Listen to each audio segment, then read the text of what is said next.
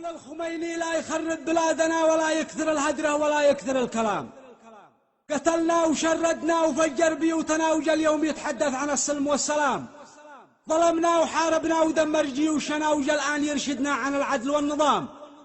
ودمر مساجدنا وهد اقتصادنا وجا اليوم يتكلم عن الخبز والطعام. تكلم عن الجرعة اللي يكسب ولا أنا وسوى المتارس قبل ما ينصب الخيام. يدغدغ عواطفنا بلقمة بطوننا ولا له هدف منها سوى حقد وانتقام. ليش ما احترمنا قبل كسب احترامنا ويعصم دمانا قبل تنفيذ الاعتصام؟ لتحقيق همه جاي يناقش همومنا وهو من يسبب همنا عام بعد عام. خميني سلالي طائفي شق صفنا وجا اليوم ينقذنا من الظلم والظلام.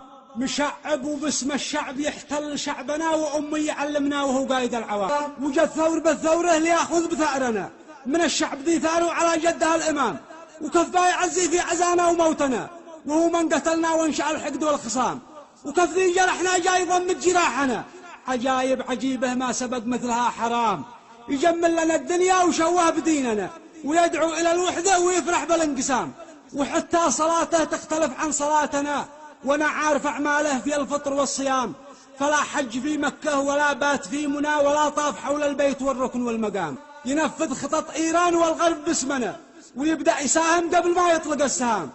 يقول إنه جانا يروح حقوقنا وما روحت غير التراويح والقيام.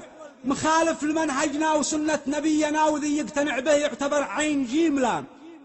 مخالف لمنهجنا وسنة نبينا وذي يقتنع به يعتبر عين جيم لام. فلا ماتت أمريكا كما يوهموا لنا ولا ماتت إسرائيل يا أيها الغلام. ومن حلل المتعة فقد حلل الزنا وذي هو حرامي ما يهم الدم الحرام. مسيره تجيد الهدم ما تعرف البناء وذي قادها كذاب في البدء والختام. بدماج بكانا وصنعاء ضحك لنا وعمران خلا دورها العامرة ركام. وكلاتنا أعداءه ولا فرق بيننا سواء الذي صحي وذي عادهم نيام. وروس المشايخ طايحة قبل روسنا فيها ويل ذي ما له مهمة ولا اهتمام. مسجل لنا عنده في الكشف كلنا مشايخ وقادة والقبائل بشكل عام. إذا لم تكن معنا حسبناك ضدنا وهذا أشعار ذي عرفنا على الدوام. وعاد يسخر بعضنا ضد بعضنا وما قال سيدهم ضروري نقول تمام. فهو ذي يوجهنا ويرسم طريقنا وهو ذي يحدد ساعة الحرب والصدام. فلا للعساكر قدر عنده ولا لنا ولا للحكومة اسم يذكر ولا مقام. يريد أن يكون قائد لذي بيقودنا ووالي على الوالي وقاضي على الإمام. محافظ محافظنا ورئيس رئيسنا ومسؤول في شبوه ومشرف على شبام. وهو شيخ عزلتنا وعادل محلنا وما باقي إلا نعشر البيض والسلام. ومن نسل آل البيت جده رسولنا ولازم يكون في يدها الحبل والخطام. هو الأصل ابن الأصل ذي فاق أصلنا هو النجم ابن البدر والشمس والغمام. وشاه ابن شاه شاه راعي شياتنا وراعي الرعية طاعته فرض والتزام. وهو فوق فوق الفوق فوقه يفوقنا وهو سيد السادات والملهم الهمام. نساهم شرايف زايدة عن نساءنا وهم حب صافي والقبائل ذرع وشام.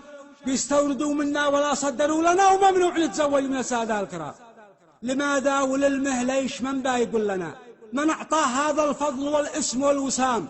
فهل جدنا مخلوق من طين وحدنا وعبد الملك جده من اللاز والرخام؟ هل الفضل بالتقوى كما قال ربنا أم الفضل بالكيلو وبالرطل والجرام؟ علي الطلاق إن الخميني دبورنا وما دام عايش لن نرى سلم أو سلام. وإيران خنجر حانبه في ظهورنا. هم المر والعلقم هم السل والزكام. هم الفقر والفاقة هم الداء والعنا وهم خوفنا والبرد والجوع والحطام. فلا حد يغالطنا ويخدع شبابنا عرفنا حدايقهم خلاص انتهى الكلام. وبرواحنا نفدي وطننا وأرضنا وبموالنا والدم واللحم والعظام. وفي ختمها صلوا لطه حبيبنا وآله وأصحابه في البدء والختام.